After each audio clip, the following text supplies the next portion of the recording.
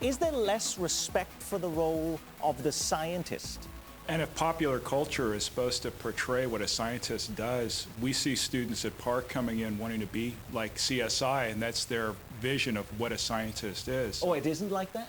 Well, they find out that you can't solve everything in a 1-hour episode. You actually have to work a little bit harder than that. So I guess the question is, what is it that our children today even think about scientists? What is a scientist? It might have been a little bit easier to define it in the 1950s than it is today.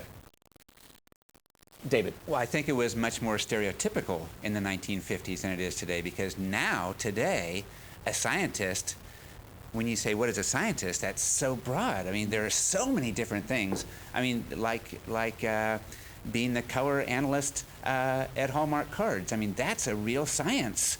From working the sound in a TV station. That's real science. So I mean, don't tell our engineers that. They'll be expecting more money, David. They're scientists. Okay, all right. I think the real problem has to do with how people perceive scientists now, because I think the respect has eroded. You have an awful lot of what has masqueraded as science around for a number of years. People don't understand the scientific method, so that if they see two scientists disagreeing on something, there's something wrong with those scientists. They don't understand that it's a dialogue, that it's an interaction.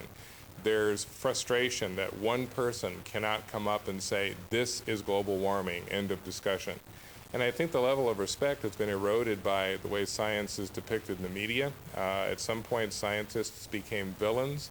Have scientists become villains? ERIK? I think to a certain extent in political culture they've been demonized. Chris mentioned climate change, and there's been serious political acrimony about whether there's real science, junk science, quality science, you name it. And then I think recently we saw with Amendment 2 and some of the stem cell issues here in the metro area, some serious ethical questions were raised about science, scientists, and I think that creates some challenges for us as we get into this life sciences economy.